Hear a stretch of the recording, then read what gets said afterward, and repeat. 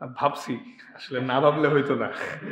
But হ্যাঁ, wicket একটু লাকেরও favour হইতে হয়। কিন্তু আমি খুশি যে আমি আলহামদুলিল্লাহ মানে আমি বোলিং এ যেটা করতে চাচ্ছি এক্সিকিউট সেটা হচ্ছে। আসলে ভালো বোলিং করতে পারাটাই ইম্পোর্টেন্ট। উইকেট তো অনেক সময় কম হয় ২ টা বেশি হয়। কিন্তু আল্লাহর কাছে শুকরিয়া। আজকে একটা মজার বিষয় ছিল যে আমাদের যে টিমের মেসোয়ার আনোয়ার বলতেছে, "ভাইয়া তুমি আজকে ৪ উইকেট নাও।" আমি চাচ্ছিস যেহেতু আল্লাহর কাছে বেশি ইচ্ছা ৮ উইকেটও তো হইতে পারে। এই ৭ উইকেট পেয়ে গেছি আজকে। আলহামদুলিল্লাহ সো ফার আমি আমার প্ল্যান এক্সিকিউট করতে পারছি। না আসলে লোভে যাই নাই। বেশি লোভে গেলে তাহলে হাফ বলে ৪ হয়ে যেতে পারতো। আমি ভাবছি যে না আমি একেকটা ওয়ান বল এট এ টাইম আমি ক্লিয়ার ছিলাম। সিচুয়েশন অনুযায়ী কি করা দরকার এবং সেটা করতে পারছি। ভালো লাগছে যে না যখনই ক্যাপ্টেন আমাকে ট্রাস্ট করে নিয়ে আসছে ব্রেক থ্রু দিতে পারছি আলহামদুলিল্লাহ। ভাইয়া আসলে ফাইফার তো যেকোনো ফরম্যাটেই অনেক স্পেশাল। কারণ অনেকবার ৩ উইকেট ৪ উইকেট পাইছি কিন্তু একটু উইকেটের সাথে লাগও লাগে ৫ টা পাইতে। আলহামদুলিল্লাহ এটা আমার জন্য একটা বড় পাওয়া এবং যেহেতু আমি বাংলাদেশের ছেলে বিপিএল একটা হিস্টোরিতে আমার নাম থাকবে খেলা ছাড়ার পরও এটা আমার জন্য একটা বড় প্রাউড মোমেন্ট। না আসলে যেহেতু একজন আমি খেলোয়াড় যেহেতু তো আমি যখনই খেলতে নামি সেরাটা দিয়েই করতে পারি, চেষ্টা করি এবং আমার কাছে ভালো লাগছে যে এইবার বিপিএল এর কন্ডিশনটা স্পোর্টিং। যেটা হইলে আমাদের ক্রিকেট উন্নতি হবে। বোলিংও ভালো করলে ভালো হয়, ব্যাটসম্যানও সেট হলে রান করতে পারে। এটা হইলে আমাদের জন্য ইন্টারন্যাশনাল আমরা বেনিফিটেড হব ফিউচারে। ও না ওইটা এখনো বলছে যে একটা টাইম নিছে ৩-৪ দিনের মধ্যে। তো আমাদের ওই টাইম তো যেহেতু নিছে ট্রাস্ট করা উচিত। হ্যাঁ, আসলে হ্যাঁ, একটু চ্যালেঞ্জিং বিকজ লুজ বলের মানে করে মাপ পাওয়া যাচ্ছে না। মার্জিন ছোট। এতে আমাদের বোলারদের জন্যও ভালো, ব্যাটসম্যানদের জন্যও ভালো কারণ বেটার এক্সিকিউশন করতে হবে এবং নিউ বলেও ব্যাটসম্যানের জন্য ১ম ২-৩ ওভার একটু চ্যালেঞ্জ থাকতেছে। দেন আস্তে, আস্তে যত সময় যাচ্ছে ফ্ল্যাট হচ্ছে বা ব্যাটে সুন্দর আসতেছে। তো এখানে ব্যাটিং বোলিং ২ টাতেই অ্যাডভান্টেজ যেটা আমাদের সামনে আমরা ফ্ল্যাট ডেকেই খেলতে যাচ্ছি পাকিস্তানে এবং দুবাইয়ে চ্যাম্পিয়ন্স ট্রফিতে আশা করি এটা কাজে দিবে আমাদের। আর এমন উইকেটে খেললে ভালো কারণ আমরা তো সচরাচর ফ্ল্যাট উইকেটগুলোই কম খেলি।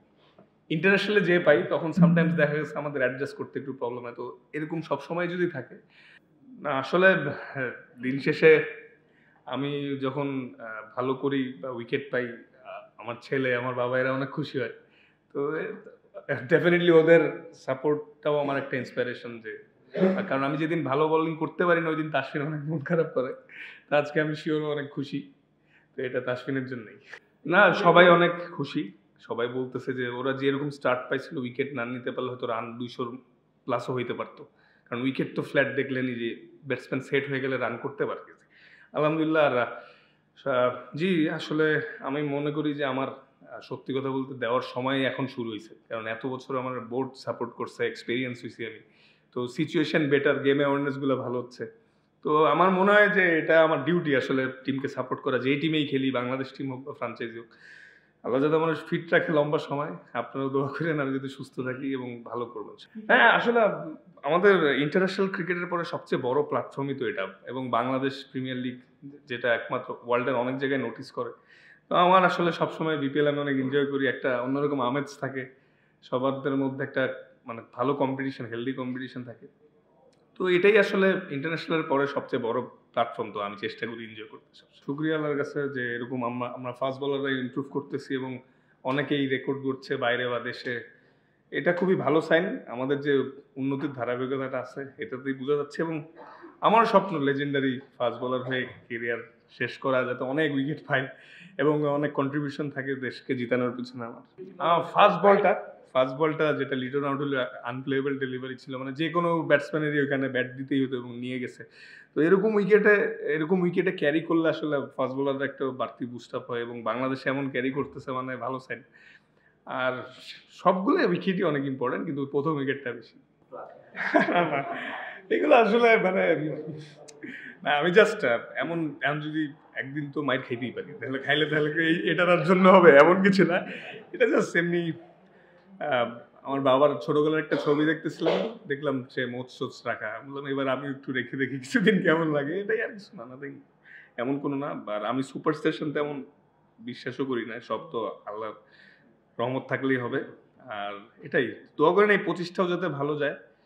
২৩-এ ২৪-এ তো আল্লাহর রহমতে ভালোই গেছে, এটা যাতে আরো ভালো যায়, প্রত্যেকটা 5% ইমপ্রুভমেন্ট নিয়ে যাতে এই বছরও শেষ করতে। না না, আমাদেরও প্ল্যান ছিল আমরা টসে জিততে পারলে বোলিং নেব, কারণ আজকের কন্ডিশনটা একটু ঠান্ডা এবং হেজি ছিল, তো ভাবছিলাম যে বল মুভমেন্ট হবে এবং আমাদের জন্য ভালো হয়েছে। হয়তো ওরা ভাবছে যে ফ্ল্যাট উইকেটে ওরা বড় টোটাল করবে, বাট আলহামদুলিল্লাহ যাই হয়েছে। তো অ্যাজ এ বলার হিসাবে সবসময় টসে জিতে সব বলাররাই বাড়তি অ্যাডভান্টেজ নিতে চায়। তো না আসলে ওভারঅলি কিন্তু এবার বিপিএলটা অনেক এনজয় করছে, অনেক ক্রাউড আসতেছে, সবাই সাপোর্ট করতেছে, প্লাস মানে ওভারঅলি আমি লাস্ট 3-4 বছরের থেকে এবছর বিপিএলটা এনজয় করছি, প্লাস উইকেটও ফ্রেন্ডলি একটু হেল্প পাচ্ছি। মানে মাথার মধ্যে ওই জিনিসটাই আছে যে এক্সিকিউট আমার করতে হবে, নয়তো বাউন্ডারি হতে পারে। তো ওভারঅলি একটা দারুণ বিপিএল এর মানে এবং দর্শকদেরকেও থ্যাঙ্কস যে সবাই এসে সাপোর্ট করতেছে।